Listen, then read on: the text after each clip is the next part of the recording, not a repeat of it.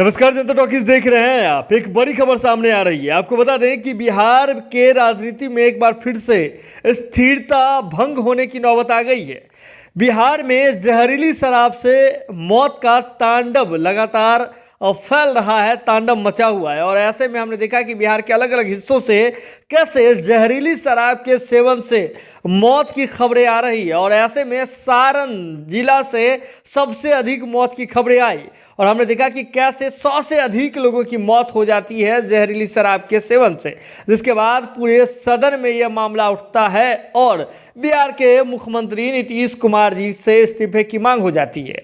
जब नीतीश कुमार जी इस पूरे प्रकरण पर एक गैर जिम्मेदाराना बयान देते हुए कहते हैं कि जो पिएगा वो मरेगा ही, और उन्होंने नीतीश कुमार जी ने इस बात की तक वकालत कर दी कि जो व्यक्ति जो है वह जहरीली शराब के सेवन से जिनकी मौत हो रही है, जो व्यक्ति मर रहे हैं, उन्हें जो है सरकार की ओर से कोई सहायता राशि नहीं दी जाएगी। ऐसे में आपको बता दें कि लोजपा रामविलास के राष्ट्रीय अध्यक्ष सांसद चिराग पासवान जी सारण के विभिन्न क्षेत्रों में आज भ्रमण कर रहे थे और जो परिजन अपने व्यक्तियों को खो चुके हैं जहरीली शराब वाले कांड में, उनसे जाकर के मुलाकात कर रहे थे। और ऐसे में मुलाकात के बाद वे पूरा आंकड़ा लेकर के आज बिहार के राज्यपाल जी से मुलाकात के लिए पहुंच गए और राज्यपाल जी से मुलाकात करके उन्होंने अविलंब बिहार में राष्ट्रपति शासन लगाए जाने की मांग की है। देखिए, चिराग पासवान जी अपने प्रतिनिधिमंडल के साथ जब राज्यपाल भवन गए थे मुलाकात करने के लिए, तो उन्होंने मीडिया से मुखातिब होते हुए क्या कुछ कहा है, आइए देखते उनका ये वीडियो। क्योंकि आज हम लोग खुद वहाँ पर होकर आए और माँ महिम जी को बताए कि किस तरीके से प्रशासन इस पे लीपा पोती करने का प्रयास कर रहा है। हकीकत में जितने लोगों आंकड़े दर्शाए जा रहे हैं उससे कई गुना ज़्यादा वहाँ पे हत्याएं हुई हैं, कई गुना ज़्यादा लोग वहाँ पर मरे हैं। ये जानकारी माँ महिम जी को दी। किस तरीके से प्रशासन के लोग खुद इस घटना में लिप्त हैं, उनके तार खुद उनसे जुड़े हुए हैं, जिनके ऊपर जांच की जिम्मेदारी है। ये जानकारी हम लोगों ने माँ महिम जी को दी।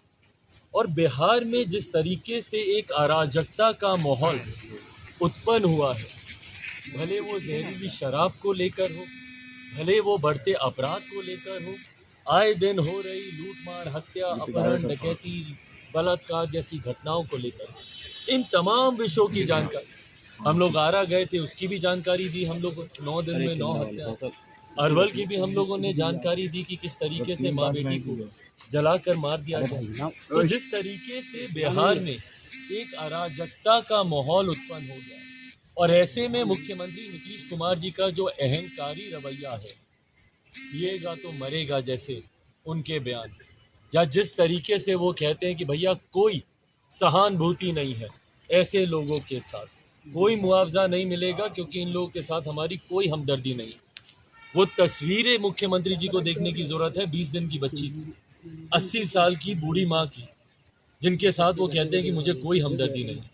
ऐसे में अगर प्रदेश का मुखिया इतना अहंकारी हो जाए और उनके नियंत्रण से पूरी तरीके से कानून व्यवस्था दूर हो जाए, ऐसे में बिहार में राष्ट्रपति शासन लागू करने के अलावा और कोई विकल्प बचता ही नहीं। हम लोगों ने, पूरे प्रतिनिधि मंडल ने विनम्र आग्रह, हाथ जोड़कर माँ महिम राज्यपाल जी से हम लोगों ने यह आग्रह किया है कि हमारे प्रदेश को वो बचाएं, बिहार को बचाएं, और बिहार को बचाने के लिए बिहार में राष्ट्रपति शासन लागू करने की सिफारिश की जाए।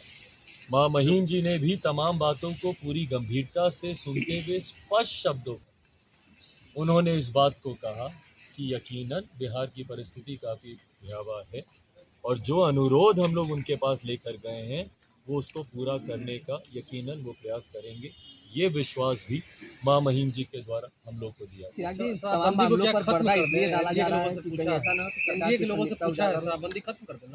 भाई कम से कम एक सर्वदलीय बैठक तो पहले बुलाएं। किसका है काला वाला? मुख्यमंत्री वो भी वही मांग को रखते थे, पर यही है ना कि जब आज आप सत्ता में हो जाते हैं तो आपके सुर बदल जाते हैं, जब आप विपक्ष में होते हैं तो आपके सुर अलग होते हैं। ये जो नीति में बदलाव आता है, ये नीयत के बदलाव को भी दिखाता है। आज की तारीख में आपकी नीयत सिर्फ सत्ता में अब बने रहने की हो गई है। इससे पहले जब आप विपक्ष में थे तो आपको इनका दर्द दिखता था, आपको इनका दुख समझ में आता था, पर आज जब आप खुद सत्ता में चले गए उसके बाद अब आपको भी इनका दर्द नहीं दिख रहा। ये सेम वही भाषा ना बोल रहे हैं जो मुख्यमंत्री जिस भाषा का इस्तेमाल करते हैं।